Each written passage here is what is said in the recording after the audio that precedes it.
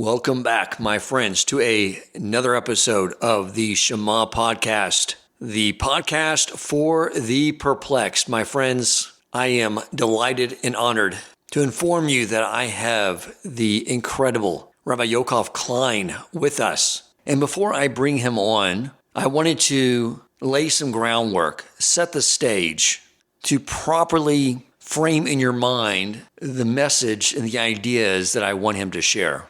I recently read by the Ramchal an essay on hope that had been translated by Tal Moshe Zwecker. And I was studying this essay, and I will say that when I had completed it, I found myself thinking how not only am I grateful that Hashem brought the Ramchal, Rabbi Luzzatto, into the world, but how who I am, my identity, the essence of my nature, and who I've become over the years would not have occurred without the Ramchal. I was thinking back to the very first sefer I ever learned, the ever first book of Torah that I really was able to dig into and that had such a profound impact on me was the book, The Way of God, and how that laid such a perfect foundation and structure for all the other Torah wisdom to sort of be layered on top of. In all the books I've read the Ramchal over the years, they were so foundational to me. And then I started looking around my library, looking at the books I'm learning now from rabbis of yesteryear to rabbis alive today, the ones we've had on this podcast and heard before and learned from before, like the great Rabbi Yaakov Klein. And I started thinking how the essence of who I am is nothing more than a fabric that would stitch together from the wisdom I've learned from others, the interactions, the inspiration. And it's more than just the great rabbis who have written books, but everyone I've ever encountered has lent to and been a stitch in the fabric of my very identity. And the more I contemplated this idea and I saw the reality of it, the more the idea that Klei Yisrael and the world at large are all interconnected, that idea that we've discussed before went from being a theoretical idea to something that became experiential. Now, I want you to hold on to this idea of the level of interconnectedness, how our very identity has been forged through the interactions of others. It defines us. Let's set that idea to the side.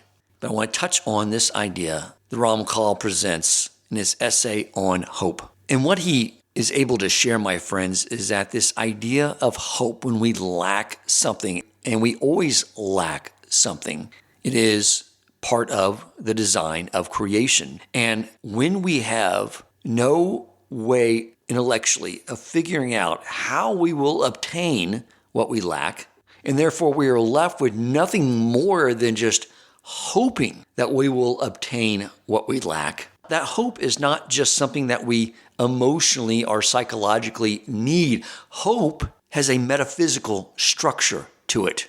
It is the formative structure of all of creation. If you ever heard of the term tzimtzum, that he created space within himself for the world to exist. And then he provided a kav, a ray of light, the light of his revelation of himself into the world. The tzimtzum, the concealment, the making space within himself is what created for us lack. And the kav of light, the pipeline, is the way he provided us with what we lack. What he shares is so amazing because that hope that we have is the closest connection we have to our Creator. When we know that he is the only one that can provide us with what we lack, that we can't obtain it with our intellect, with our physical strength, with connections we have with others, that it can only come from him, that pipeline, that connection is the shortest distance between us and him. Let me give a metaphor to describe this idea. You're on a ship with another man who is someone that you love and you trust. And he is the captain of the ship. And he tells you and warns you a storm is coming and has you tie a rope around your waist as a precautionary measure. And the storm picks up steam. The boat begins to toss and turn and you get thrown overboard. And the vicious waves are pushing you further and further away from the boat until it is no longer in sight. until finally you feel yourself being held in place by that rope. That rope that on one end is wrapped around your waist and the other end is being held by the captain of the ship. And as the waves are pushing you away from the boat and you know he is holding on to the other side, you know that that taut rope is the closest point between you and the one that you are trusting in that will draw you back and save your life. In this mashal, the rope that we're holding on to is hope. After I read this essay, I left my office and was walking to shul for shachris. And my neighbors were walking down the street to go to shachris as well, and I realized that, here I am living in a Jewish community. Everyone on my street and block are all Jewish, and I'm walking to shul to go daven with them. And I realized something, my friends, and it was so unbelievable. I realized that 15 years ago, when I first started learning Torah, first started learning about the mitzvos and the observance of them, that I wanted so badly to be able to observe them. But it was impossible, absolutely impossible. I was not only estranged from Judaism, but from the Jewish people. I had no idea there was a Torah observant community in Texas, much less Houston. I had no idea this was here. Every other Jew, every other rabbi I ever met told me they believed the Torah was written by men. And so I felt isolated. I was like the only one in the state of Texas that realized the Torah came from Hashem. And so the idea of living amongst Torah observant Jews was something that was impossible to me. I would have to move to some place in New York in order for that to happen. But it would never happen in my mind because my wife, this was the furthest thing from what she wanted. As I read and I was learning, I was talking to her about what I was learning about, she did not have any interest whatsoever. She was entirely focused on her pursuit of physical fitness. Like her mindset didn't want anything to do with spirituality. I had no idea that all of that passion that she was bringing with her to the gym every day, that one day that passion would get channeled through Torah and like a laser beam be focused on spirituality. I had no idea that was possible. I had no idea this community was here. It was all impossible. But the more I learned about the way a Jew is supposed to live, the more I wanted it. I just yearned for it. I hoped for it. As I was walking to shul in my amazing Jewish community with my amazing Jewish neighbors, I remember that at one point, this entire life that I live today was nothing but pure hope. That's the only thing that attached me to it. And now it's a reality. What I asked Rabbi Yaakov Klein to come on and talk about, my friends, is the idea told to us by Hashem that we will be in the end a nation of priests to the other nations. Seems so improbable. I mean, if you think about what that means, when Mashiach comes and we go to Israel, those of us in Klei Israel that are Cohen will be our priest. I will need them for my spirituality. They will do mitzvos that I cannot do. They will aid me in my spiritual growth from what they are able to do in the temple that I cannot do. And likewise, I will be required to be and all of us will be required to be a priest to the other nations that will need us for their spiritual growth. It seems so improbable because so many of the other nations hate us. And yet the future holds that they'll be coming to us and asking us to teach them. The idea here, my friends, is the fact that it seems so impossible and that we can only hold on to that idea, that prophecy, with hope. We can now understand through the teaching of the Ramchal that hope for that future is the shortest distance between us and our Creator. And so I asked Rabbi Klein to come on, as I heard him talking about this idea on another podcast. And he's so poetic in the way he speaks that I want him to crystallize and bring this idea out, really clarify it for us. We can visualize it in our mind. And if we collectively can visualize it, hold on to it, to hold on to that kav, that pipeline of hope for that future, then our collective weight of holding on to that idea will one day, my friends, make it a reality in this world.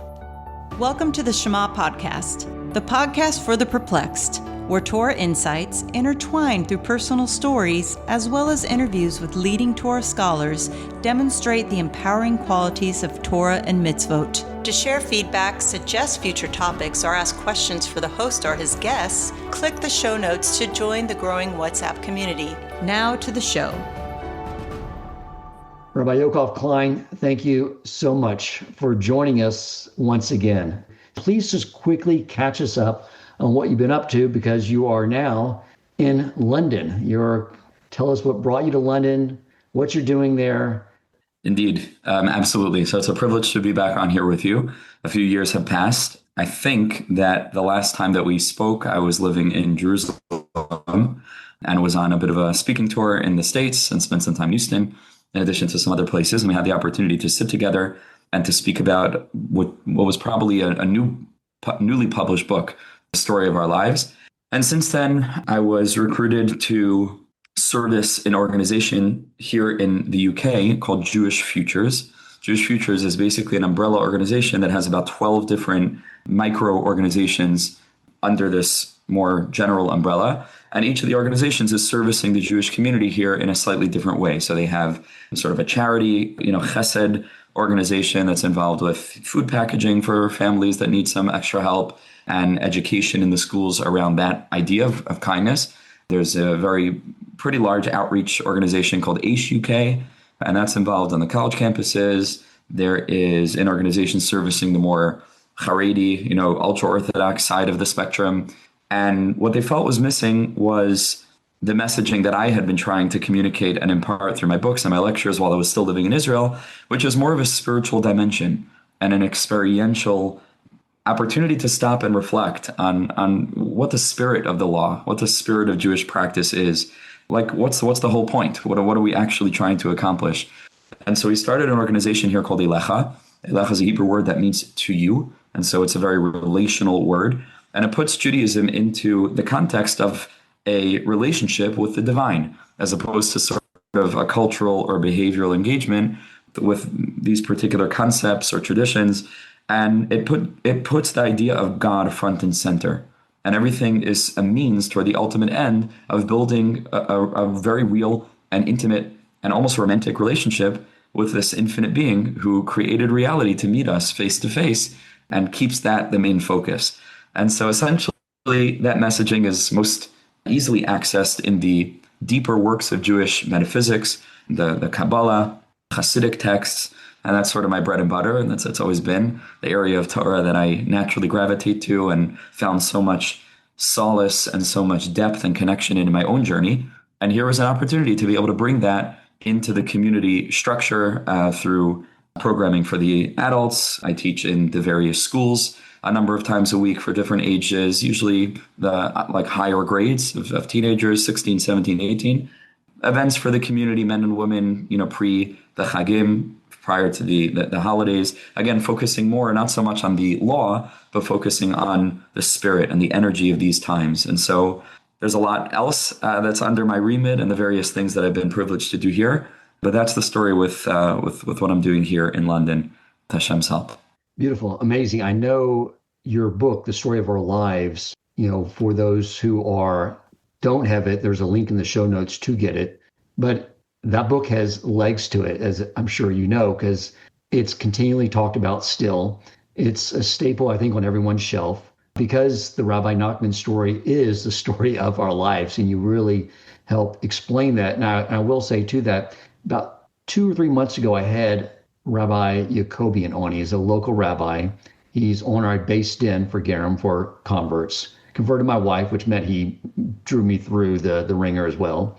And we started off our conversation. I was saying how my emunah feels like it has been tested way more since moving into a community. He said, yeah, because now you're dealing with all the intricacies and details of halakha. And it creates more of a strain on that, just feel good, everything comes from Hashem belief system you have when you're just sort of beginning your experience. And I think that's where your book and your teachings fit in, is melding those two worlds together. That's right. Absolutely. And I would say also beyond melding the two worlds together, showing that they're really one world. It's not contradictory at all. 100%. That's right. Beautiful. So I brought you on to talk about a very specific topic. I heard you speak about it on a podcast that a friend shared with me, and we're both mutual fans of yours. You spoke about so beautifully, and I've had people on my podcast, a gentleman named Rod Bryant, who has headed Nativ, which is he's an ex-Christian minister who left the church and decided instead of converting, he's just teaching Torah to the non-Jew and the 7 Noahide laws, and he's expanded this on a national basis. It's growing. And I brought him on to talk about like this whole idea that, Jews aren't here to convert people. Like the B'nai Noachs complement the B'nai Mitzvahs. We're like the neshama to the body of the non-Jewish world.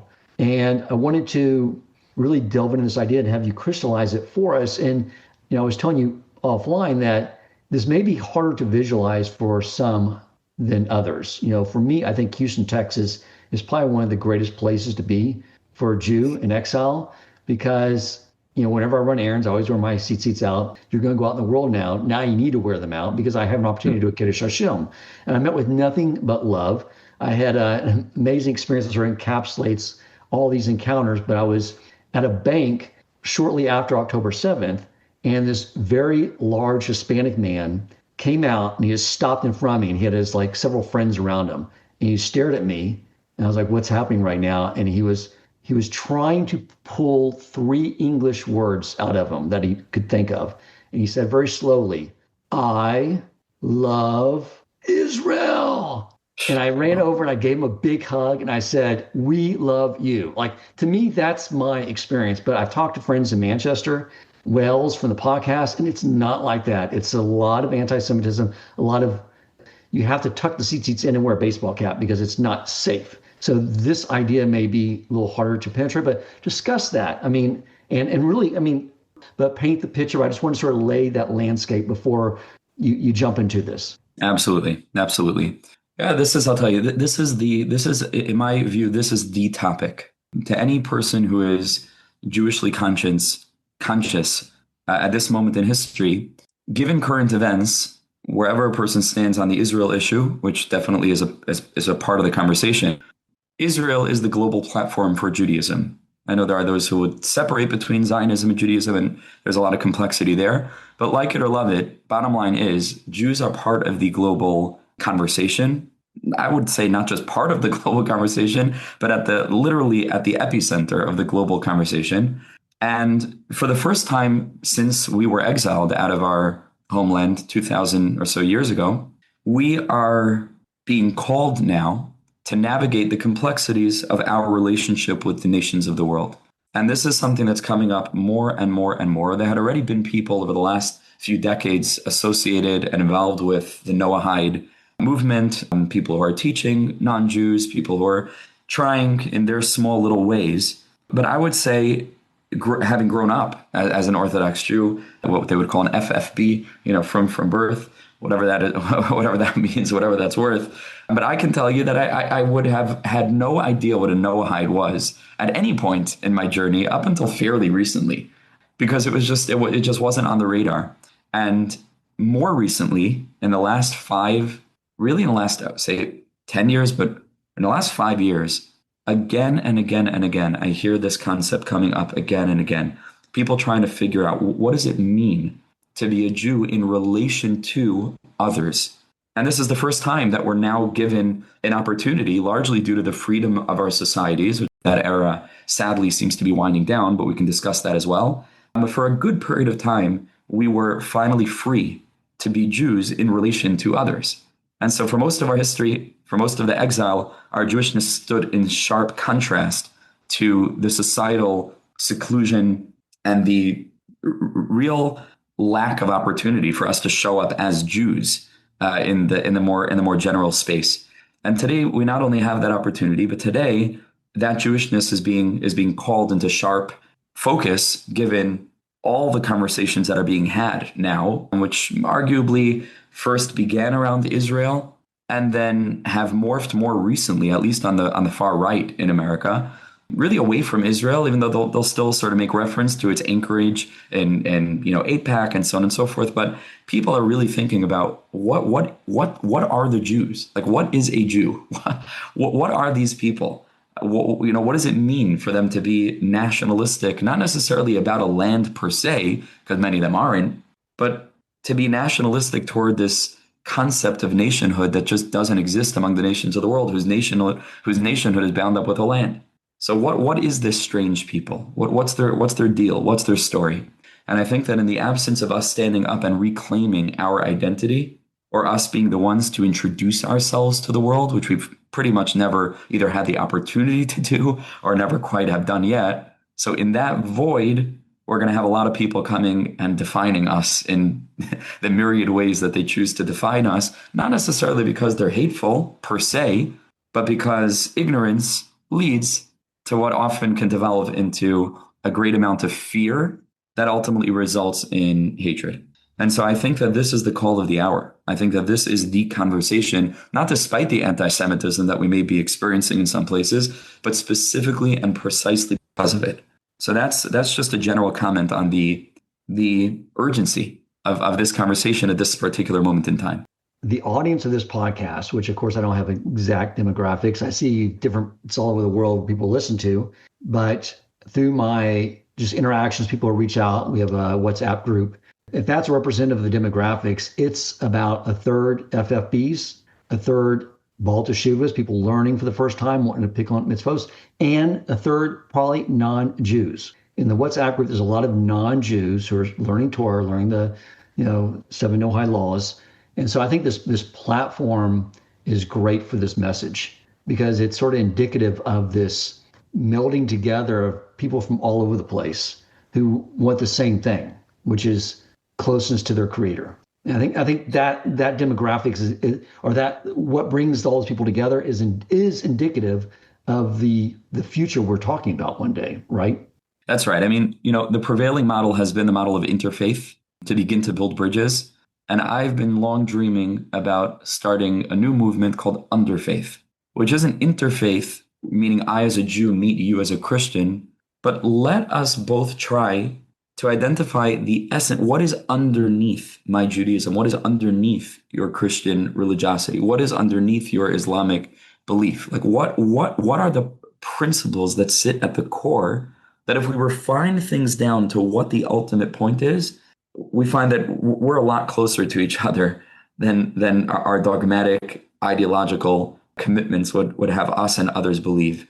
And so I think that's absolutely true. I think that people are returning to meaning, largely due to the crisis of meaning, which is carried along by technological revolution and by the instability of our times and the bankruptcy of a life that's basically lived for the purpose of hijacking the brain's dopamine system as frequently and as intensely as one possibly can. Hegel, the German philosopher, spoke about history as a dialectical process, right, of flowing from one side and then to the other side and self-correcting. And right now in this moment, there is a major self-correction toward meaning. There is a religious revival in the West. There is a religious revival in the East. I mean, there are more. I mean, the statistics show that Christians are returning. Young Christians are returning to church in major ways. Charlie Kirk was a really good example of a young Christian who was taking that message to the college campuses, and it was just an indicator as to the zeitgeist. Like Hegel would say, that the spirit of the times. So again, this conversation is really important to be had right now, and the question as to what role the Jew plays in this national and really international story is really crucial. So I think, because you asked me to begin at the beginning, I think that I'll do that with the caveat that the beginning of this particular topic is the actual beginning. Okay. So it's literally going back to the beginning, like Genesis, beginning of all beginnings. And I'm going to try to sum it up very briefly, as briefly as I possibly can.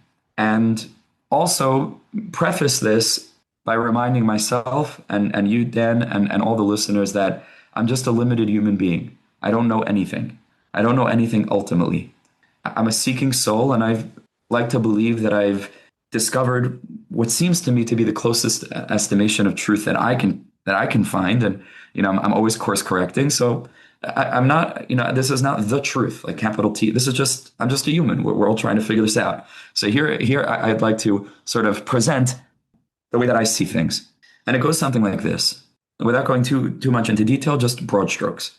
The fundamental axiom of Jewish theology is that this world has a singular creator. And that means that everything is his creation, equally. He's the creator of everything. He's the creator of heaven and earth. He's the creator of every plant and every bug and every animal and every bird and every fish, and certainly of every human. And it would appear that in the beginning, God's presence was in the life of humanity, just as a parent is super active and present in the life of their young child or young children. And because of clear prophecy and because of Adam and Eve having direct contact, direct conversation with God, and that goes to their children and then ultimately to Noah and their descendants, there was a universal religion, which was a nuanced faith in the oneness of God, but not in the sense of God being one in terms of there being no other gods but this God, but rather in terms of everything being one as a result of its emanation out of the one. And so in that sense, those three very fundamental words to Jewish theology, ein od milvado, didn't mean that there is only one God and he didn't create the world with a partner. It means ein od milvado, there is literally nothing but him. Now this consciousness, also known in the more technical sense as panentheism, is the belief that God is certainly more than the world because God is infinite and the world is finite, but God is absolutely present within the world that he created, within himself or itself, as it were. And that leads to theological conundrums. How does a realm of manyness come from a realm of oneness? How can you have opposing forces, fire and water, male and female, up and down, hatred and love? How do you have a world of manyness that emanates out of oneness? And so at the core of this universal religion, I'm using the word religion, but it wasn't a religion. It was just truth. It was just universal consciousness because that way it was so obvious. At the core of that doctrine sat the recognition of what we now call, from the standpoint of Jewish Kabbalistic theology, the system of the 10 sephiros, which very, very briefly is a framework of 10 fundamental vessels through which the oneness of God expresses itself in many different ways and through different traits. This is something like a single ray of light hitting a prism and bursting into many colors. And this was the system that all humans understood. And it was a nuanced system because you have to say the sephiros, right? These 10 emanated powers are not God, and they're not gods, they're not godly, but they are a necessary prismic understanding that enables us to see how from the one came manyness. And in that sense, they could live in a realm of manyness, and they could embrace all of the diversity and the multiplicity and the fragmentation and the distinctions of life. And yet they could literally bask in the light of the one, recognizing that everything came from it. Now, because that theology is so nuanced and delicate, it would appear that as history continued to unfold, the delicate nature of this theology did not lend itself to universal understanding.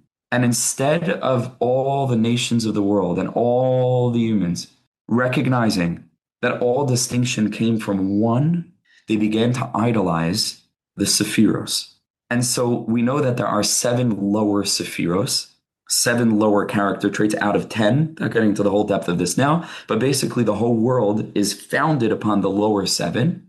And in contrast to those 7 lower powers, there are 7 Canaanite nations living in the essence of ancient civilization, which is the Fertile Crescent, who each take another idol-oriented god to be their tribal god. And the Kabbalah explains that really these 7 gods were just corrupted, distorted corporealizations of one of these 7 lower traits that really in previous generations were seen as integrated and not divine, but reflective of the one's various modes, various energies. And so instead of there being monotheism, now it devolved into polytheism. But the point I'm making is that polytheism was not fundamentally in conflict with monotheism. It was just a distorted understanding of a nuanced perspective on monotheism that I like to call radical monotheism, which means that God is so one that not just there's one God who created the world, but that godliness and oneness permeates all layers of our multifaceted experience of the universe. This is fascinating. It shows how this multiplicity of the world, it gets very confusing, especially in a world that did not have Torah.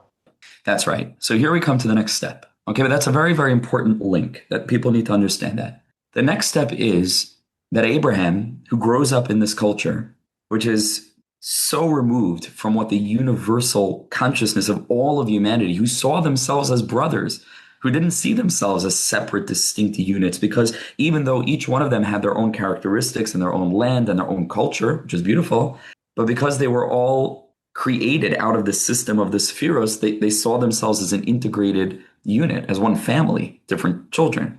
But Abraham grew up in a culture that was very, very different from that, a culture that was splintered, a culture that was warring, a culture that was extremely fragmented.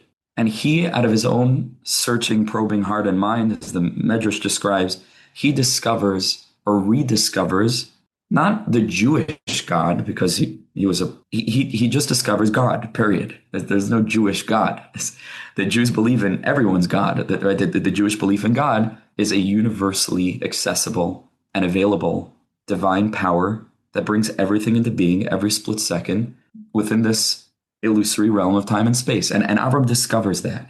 And Avraham Avinu and his descendant Yitzchak, to whom he passes this tradition, and their son and grandson Yaakov Avinu, contain the necessary traits, which really have a lot to do with stubbornness on the one hand. Am Kshe Oref, they are a stubborn nation with a certain degree of rigidity, and they are also potentially a humble nation. They have these two traits. They are firm, but they don't believe too much in themselves. They are humble. And the creator of heaven and earth decides that we need to bring all of humanity back to the way that things were before things splintered, to universal God consciousness, to enable all of the different nations of the world to again see themselves as literally siblings in one unified and maybe even one day happy family. Now, God would be conceived of as the father of that family, and all of us would be his children. But in ancient times, when the father was absent, because the parents would go out, to hunt, they were hunter-gatherers, at least really, really far back in human evolution, human history. When the father was for some reason absent, the eldest son would step into that role. That was the job of the firstborn. The firstborn served in the place of the father, which is why the firstborn gets a double portion, right? Because the firstborn is considered not special, but with a higher degree of responsibility. And this is the definition that God gives to this nation that would now be called Yehudim, right? Or Ivrim, the Jewish nation. He tells us, B'ni Bechori Yisrael. This particular nation is going to be my firstborn son. Well, firstborn son connotes other children. And that squarely puts our national identity in conversation with all of the other nations from the standpoint of us being the firstborn, which means to say that we have the responsibility of representing the Father as a nation, but in direct interaction with all of the other children. And this is echoed in perhaps a more definitive statement just because of where it's located in the Tanakh, which is right before Mount Sinai and the revelation of the Torah to this people that would bind them forever as a nation to a particular code of law and a particular body of ethics and values and theological concepts. God tells them, listen, Ki li kol haaretz, the whole earth is mine. And the Sepharno interprets this to mean God saying, every human being is precious to me. Ki li kol haaretz, the whole earth is mine. And I want every human being to be conscious of that. I want every human being to know that he's chosen, that she's chosen. I want every plant to be conscious that it is chosen. It was brought into being by me. Ki li kol haaretz, says God. The whole earth is mine. I want my creations to know who created them. Therefore, and the next verse says, Va'atem you tihi li mamleches kohanim. You shall be a kingdom of priests, the goy kadosh, and a transcendent people. And the word kadosh can mean holy, but it really means removed, transcendent. Now, this idea of a priest really, in Jewish history and theology just means a teacher. The verse says, Ki sifsei kohen yishmeru das The Torah yivak shemipihu. The lips of the priest are dripping forth with Torah. A priest was a teacher. And the same way that in the Jewish nation, there are Kohanim, the priests, there are the Leviim, the Levites, and the Yisraelim, which is the lay people. And I don't think there was ever a Levite who was jealous of the priest. Just the priest has a different role. The priest serves a function within the nation, and everybody understands that. I'm a lowly Yisrael, right? I'm not jealous of a Levi. The Levi has his own role, and I'm very happy for the Levi, and I'm pretty happy being a Yisrael, because it's not about me, and the Levi doesn't consider it to be about them. They just have a different set of responsibilities. They serve a different purpose in the structure. It's not so much a hierarchy. It's more of a sort of confederate setup where every part is valuable and plays its role. And the same way that the priests have way more laws than I have, and there are different laws that apply to them, different ritual laws, laws of impurity, different things that the priest can do that I can't do. Our nation as a collective whole throughout all of history is to serve vis-a-vis the nations of the world as the priesthood. In other words, we have 613 divine commandments that are just for Jews. And that's what we got to do. And I'll explain why in a minute. And the rest of the world has 7. And these 7 are to be seen as broad categories, which include underneath them, I would say, the bulk of Jewish theology and ethics. And again, I call it Jewish, but hopefully I'm trying to explain to you that really we're just trying to get back to a pre-religion state of consciousness that I think even putting a word to it like religion in some sense constricts or emasculates what it could be, because it really just is a state of consciousness. It's not a demographic affiliation. In the current framework, we as Jews are intended and were intended throughout history to serve as the priesthood nation, which is a nation of teachers, which is a caretaker people whose whole identity, not as a side thing, but whose whole identity in terms of the Torah that they have is literally to enable them to evolve into a more enlightened state of humanity so that we could then take care of everyone else. And we can then make sure that we are sharing of the secrets that were bequeathed to us in the Torah and strain it for what is universally relevant, and then to deliver that message to all the nations of the world in the hope of eventually bringing back humanity to the way that we were prior to the devolving of monotheism into polytheism, and therefore reconstituting the human family. I'm glad you framed that in a way to really explain what that means, because it gets contorted. The whole idea of being a chosen people either conflicts with the Jews' sense of, as you said, we're modest, we're humble by nature, and it's not about a privilege of one day assuming power over the other nations. It's really a responsibility to be of service to the other nation. Exactly right. And it's a huge responsibility, which is why our life in this iteration of the world, where Hashem is concealed, that we are basically in training. We have more mitzvos, we are dedicated more learning. Our holidays are not sitting by the pool drinking beer, but a little more, shul-based learning, davening, because we are supposed to be taking the responsibility to prepare to be of service to the other nation. So that's exactly right, Dan. And let me put it to you this way: the natural reactive sense of condemnation against all forms of anti-Semitism is completely understandable and in some cases absolutely necessary, just on the practical level, to make sure we're safe and secure. People with a little bit of a deeper sense for history might want to focus in on what's actually being said about us. If you think about the most common anti-Semitic tropes or stereotypes, in one form or another, they refer to the Jew as a taker, a leech, someone who takes, who's greedy, who takes and takes and takes and takes. And in a certain sense, and again, this doesn't validate any form of hatred or bigotry or anti-Semitism or of any kind, but in a certain sense, this is the exact opposite of what the Jew is supposed to be, which is a giver, giver, giver, giver. And it's almost as if when we're not doing what we're supposed to be doing, which we absolutely aren't, okay, we're not, and it's okay to say that, and we can talk more about that. But when we are not doing as a nation what we're supposed to be doing, there's some subliminal sense on the part of the nations of the world that we're supposed to give them something that we're not giving them. And somewhere subconsciously, that turns into the Jews are just trying to amass wealth and power and take everything from everyone. When in fact, it's a deep, deep impulse, deep within the human heart and soul, that this nation was supposed to give us something. Now, giving them something is not money or power. That's just how they're filtering this lack of energy that's supposed to be flowing toward them, and it's being taken away. And so they're thinking in a very this worldly sense. And so the Jews are just money hungry and power hungry, etc. But really, I believe that it comes from a much deeper place. There is a deep desire for the Jew to stand up and own their identity.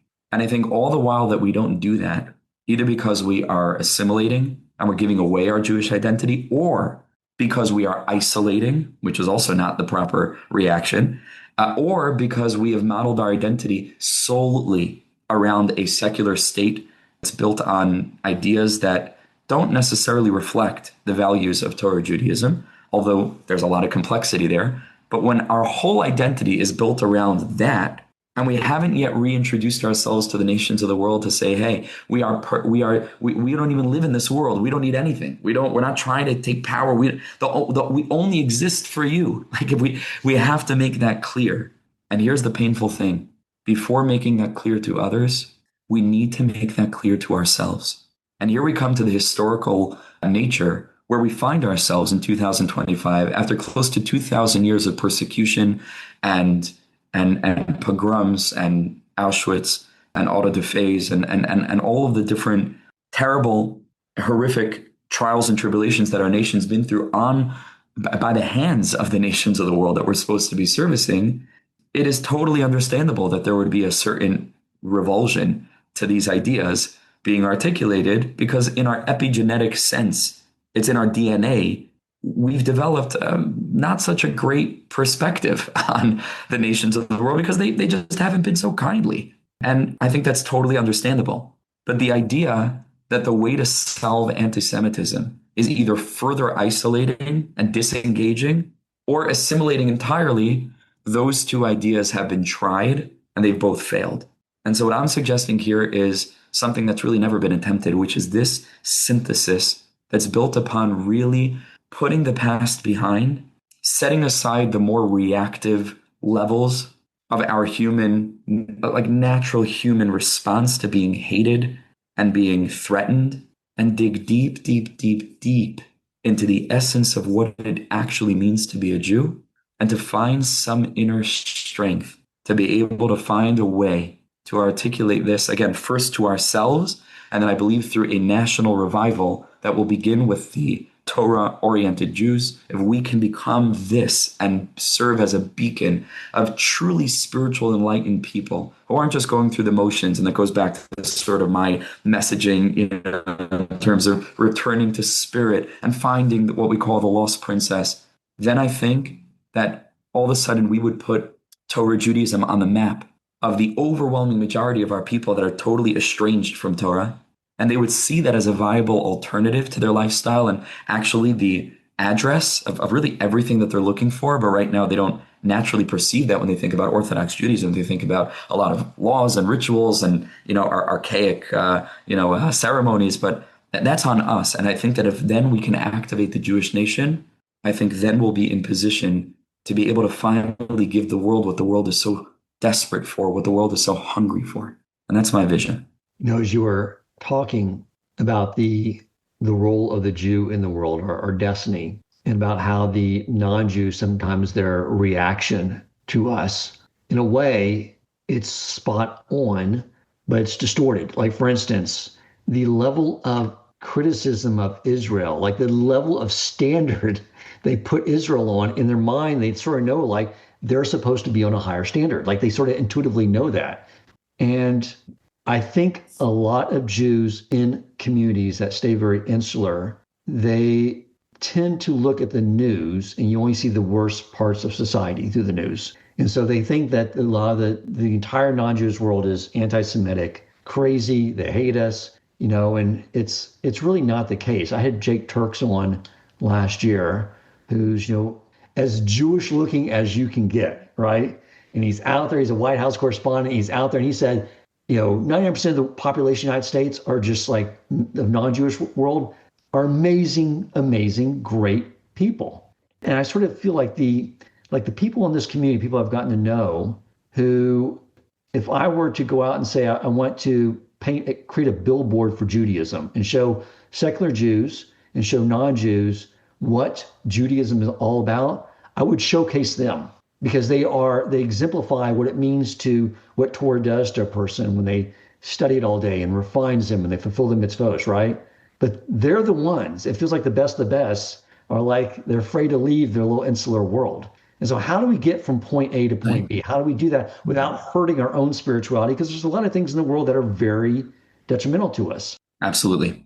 Absolutely. The way that I view it and the way that I understand it from the writings of tzaddikim, righteous men and women, the likes of Rav Kook and the Lubavitcher Rebbe and others, is a model of particularism for the sake of universalism. In other words, the more we want to be able to engage with this global, universal, transhistorical vision, the only way we can do that is by a deeper grounding in our own peoplehood and our own nationhood. So much of our particularism is exactly what's often seen by the nations of the world as an indicator that we don't care about anybody else, we don't respect anybody else, we look down on everyone else, we just stick with us. But if they would appreciate that, just like the priests need to make sure that they keep their traditions really strong so that they can serve the function on behalf of the other parts of the nation. That's the only reason why they do that, is not to disengage, it's actually to engage. So then our particularism becomes a platform for our universalism. And the deeper that we root ourselves in the deepest, broadest, most expansive version of our own particular tradition, I think the more confidence we'll have, the more strength we'll have, the more clarity we'll have, the more of a strength, of a sense of identity we'll have to be able to go out into the world safely, carefully, in appropriate way, in age appropriate ways. We're not sending out young children to debate people now in the street, but to begin to create opportunities for people who are looking for this to be able to find it. And I think that if we do it right, far more than actually potentially being detrimental to our sense of identity, on the contrary, that there's nothing more affirming of our own identity when we're able to be loud and proud, but not in an arrogant way, not in a, we're so great and the Jews live on. I never liked messaging like that. Like, what was so, okay, great. Like Mazel Tov. Like, what's the point? We outlived this one. We outlived that. Like, who? That's not the point.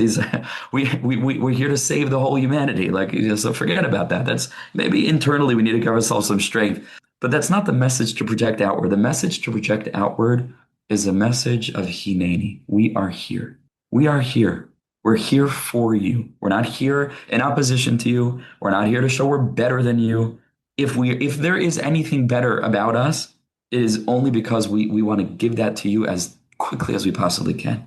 If we were privileged to know the secret of what it means to have been created in the image of God, we sense it as a mandate to immediately inform every other human being that they are created in the image of God. We want to teach them what that means. We want them to recognize what we recognize, that God is not our God.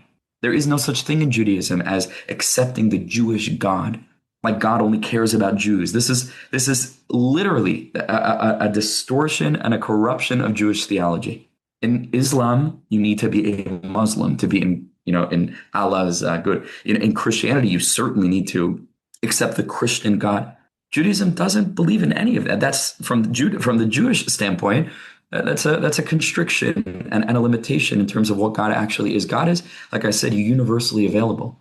And there's a phenomenal teaching in Tana Debe Eliyahu from Eliyahu Hanavi that says, I declare every person, man or woman, adult or child, Jew or non-Jew, will merit the divine presence in accordance with their actions. This is explicit from our sages. Every man or woman, child or adult, Jew or non-Jew, is capable of experiencing the divine presence, not because they converted to Judaism. On the contrary, that would be ridiculous. We don't necessarily, okay, if a person wants to convert to Judaism, it's a different story. Then we assume that they already had a spark of Jewishness that came to the surface through one life circumstance or another. But we're not going out convert anyone because we don't believe that you need to be a Jew, which is the most universal perspective in the world. There's no religion that has a perspective like that, which is ready to go to every nation and say, you are already okay as you are. And not only are you already okay, you would be doing a disservice to all of humanity if you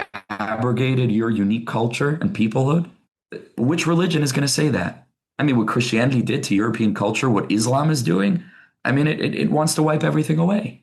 And Judaism comes to affirm. Judaism says that we really believe in one God who reveals himself through the multiplicity of the sephiros. Then every single unique nation is reflective of another aspect of God's divine image. If we could take that message to the street, I mean, is there any more universal, accepting, welcoming message than that? And again, not because I'm trying to come up with some new age distortion of Judaism to appeal to the masses. I believe with every fiber of my being that this is what Judaism always was, that this is what Judaism is, and this is what Judaism will always be. Is my understanding that when Moshe Rabbeinu converted the mixed multitude, the Arav, that became a problematic, that group of people, the Arav. However, he had this idea in mind. It was just premature at that point in time. Yeah, in a certain sense, Moshe was continuing a tradition that we already find by the Avos, by our forefathers. Abraham was involved in outreach, right? The Gemara, the Talmud tells us in Tractate Brachos, the very first tractate in the Talmud, tells us that Abraham would have basically a bed and breakfast where he would just have people come and sleep over the night and give them food in the morning. And when they would thank him for his hospitality, he would tell them, don't thank me, thank the one who created the universe. And this is how he would do his outreach. It was like the first Kiruv organization of giving people free food. And but that's what he did. But they weren't Jews. They weren't estranged Jews. They were idol worshipers. They were polytheists. They were pagans. And Isaac did the same. And Jacob did the same. It's actually coming up. My birthday is actually this week. And so it's in a few weeks is my Hebrew birthday. And we're going to come to Parshas Vayeshev. And right in the first verse there, it says, Vayeshev Yaakov be'eretz migurei aviv. That's my bar mitzvah Torah portion, right around my birthday. And on a simple level, it means Vayeshev Yaakov, Jacob settled be'eretz migurei aviv, in the land of the sojourning of his father, Yitzchak Isaac. But our sages teach on a deeper level that word migurei aviv could mean the land of his sojourning. But the word migurei could mean a ger, a convert. And so they teach Jacob continued the tradition of his father, which is to attempt to make converts. But again, this from Abraham there was no religion. It was just getting them to accept and understand there's one God and he wants a relationship with humanity. That's it. That's right. Now, belief in that one God carries with it, not as religious dogmatic imperatives, but just from the standpoint of logic and rationality, there are layers and layers and layers and layers of depth that were then revealed to us in the Torah that the ancients knew intuitively. So it's not as simple to say just recognize God. It comes along with ethical implications. It comes along with, well, if you're actually created in the image of God, well, how does God act? Well, how should we act? How can we construct a just society? How can we speak differently? How can we think differently? How can we engage with all of life in a deeper way? All of this is inclusive, I believe, of the very first of the 7 Noahide laws, which is do not believe in idols and believe in one God.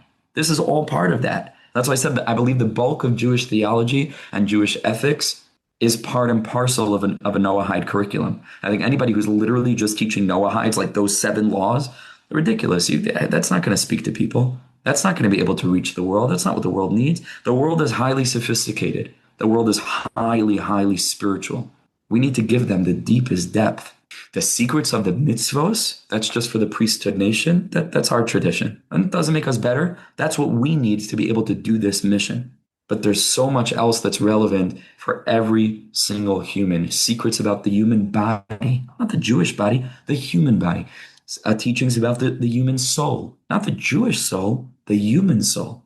Just teaching people what it means to be alive. Teaching people the secret of how, just off the top of my head, because I was just teaching it this morning, all 4 categories through which all creation is fit, which is the category of inanimate, the category of plant life, the category of animals, and the category of humans, where every single thing in reality could be fit into one of those 4 categories, draw from the ineffable name of the infinite, Yud and Hey and Vav and Hey, and to teach people thereby that when they encounter a tree, that's actually divine energy, and to teach them that, like, that's their birthright, just like it's my birthright, because the human is meant to be conscious. That's what makes us different from animals, and I believe that that's our task. So just on the level of, because this is another important part of it, once we brought up converts and the way in which it's really not our tradition to make converts, but I'll just mention a fascinating teaching from our sages who say the only reason that the Jewish nation went into exile, which no nation has experienced what we've experienced, which is journeying from culture to culture to culture to culture to culture. I mean, there's never been such a thing. And that makes us absolutely just on a purely empirical level that makes us unique in human history. The only reason we went into exile, says the Talmud, is legayer gerim, is to onboard converts. Strange teaching. So the Arizal, was one of the chief Kabbalists, tells us it doesn't actually mean to make converts because, like we said, that's not the goal, right? Rather, it means that there are sparks of holiness that were embedded in every part of the world. And the Jewish nation is like collecting all of those sparks by engaging with the physicality of the particular locale, hopefully consciously, which is what the whole Torah is supposed to bring us to. It's supposed to turn us into enlightened beings, you know. Now we can have a discussion about to what extent it actually does that and why it isn't doing that, but that's a separate thing, right? But let's say that's what the Torah is for. There are sparks that we're supposed to elevate in all these cultures, so much so that when the verse tells us that the Jewish nation left Egypt, it says that they emptied out Egypt. On a simple level, that's referring to the gold and silver that they had asked, right? During the plague of darkness, they had went around and sort of found where all the gold and silver that was largely stolen from the Jewish nation was there, and they cleaned them out, right? Gold and silver, okay. But on a deeper level, one of our great tzaddikim, the Or HaChaim HaKadosh, the light of life, he teaches it means because the exile of Egypt was coming to a close, the Jewish nation had cleaned out the sparks of holiness in Egypt, which is why Jewish law prohibits a Jewish community from settling again in Egypt, because we've moved on from there. We've gotten what we needed and we carried on. And as we went from culture to culture to culture, according to Kabbalah, we've elevated the sparks. Okay, so this is all true metaphysically. But then there was a great, great rabbi who I want to call to the attention of your audience, whose name was Rabbi Eliyahu ben Amozeg. Ben Amozeg. Okay, he was the chief rabbi of Livorno, Italy, in the beginning of the 18th century.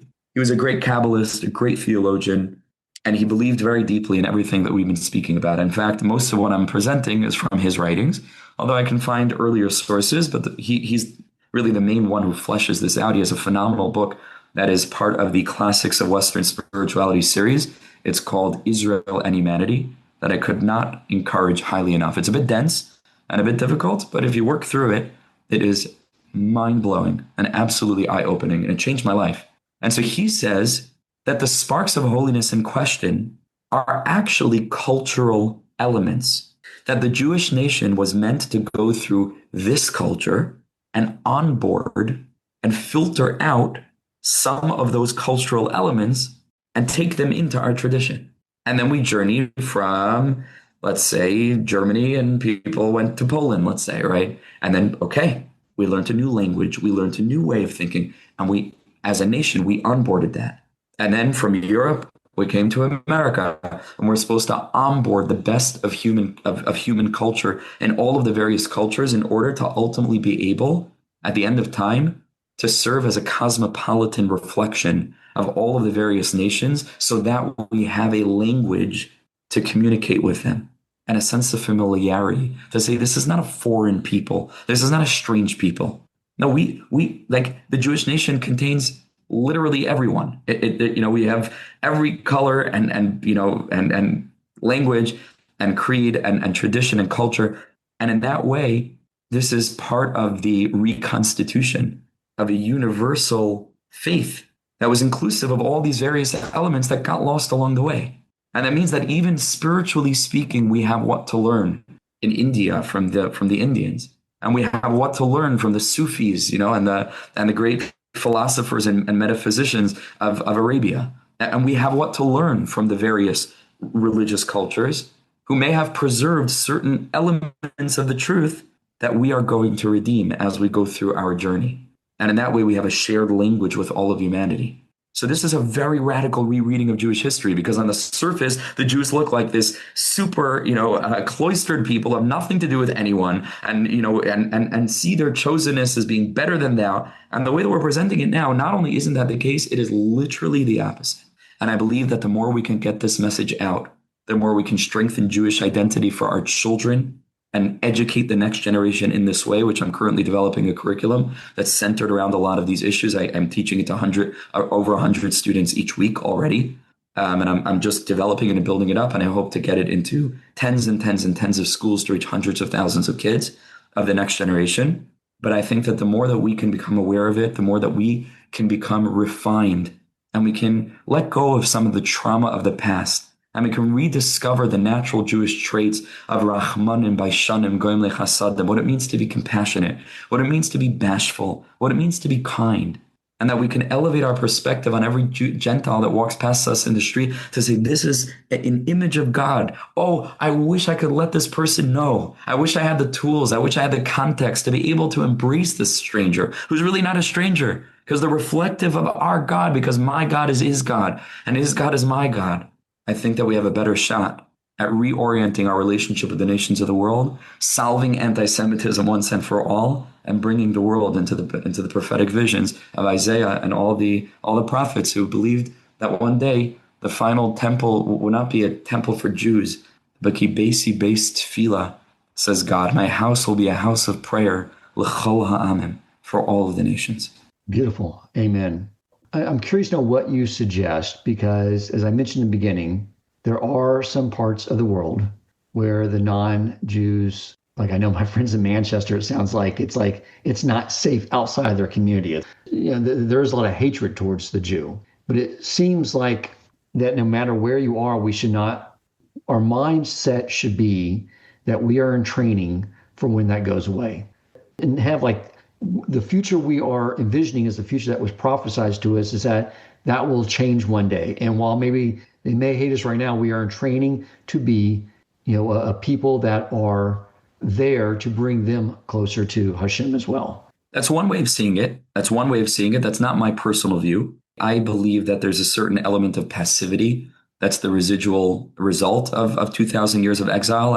I think, again, given the fact that we are a major world power, we now have a platform to be able to sort of take hold of our own destiny, not from the standpoint of rebelling against God and, what was called in the early Zionist circles, shlilat hagalut, sort of negation of exile. No, I don't believe that.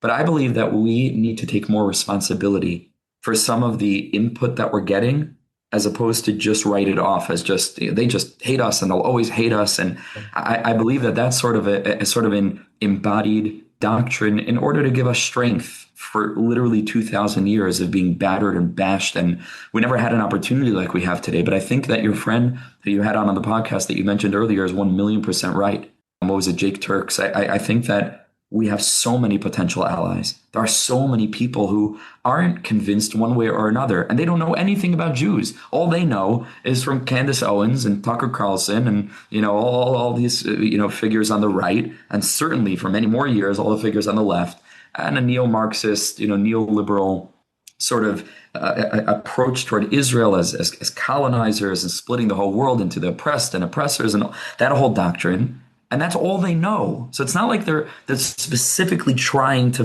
for many people, it's not really deep-seated. It's just give us another vision, show us something else, say something else, but say something. And if all that we could do to combat anti-Semitism is to be anti-Semitism, that's not resolving the issue at the root. Again, that might be important, and we are very grateful to those who put time, money, and effort into keeping us safe in the immediate.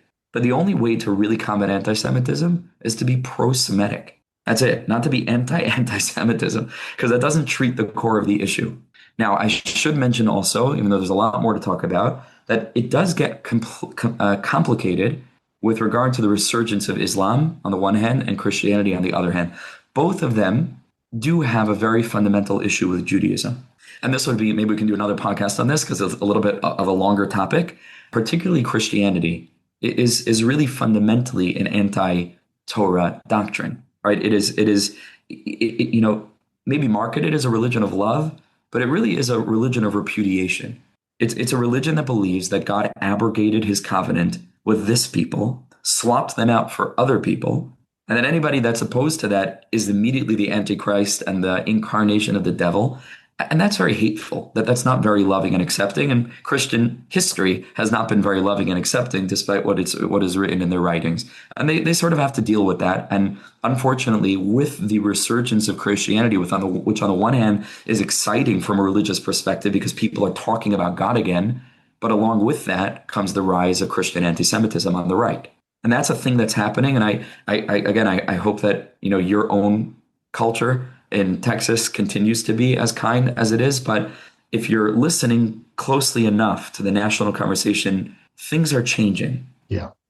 Specifically on the right and specifically in strongholds of Christianity, where prior, it was really welcoming and warm and we shared a lot of the same values. But when it comes down to it in a realm of instability, which is really all built on fear, it's a little bit more complicated. And so the message toward Christians is more nuanced than it's going to be to your average Joe growing up in, some, Connecticut or somewhere that isn't like highly religiously charged. It's going to be different. And Islam is a whole other can of worms, like entirely.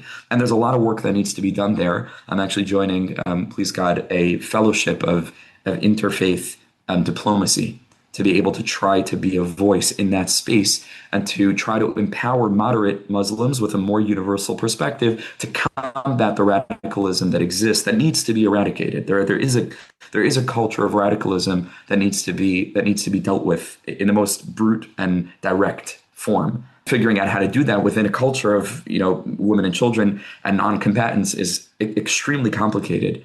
But that needs to be done away with. And it could be argued that that's not reflective of historical Islam. That's a later development, but these are broader conversations beyond the scope of this topic. But all this having been said, with all of the complexities and with all of the challenges, I believe that there is work to do, active work to do, not simply to sit around and wait or even hope, wink, wink, which I believe deeply in hope.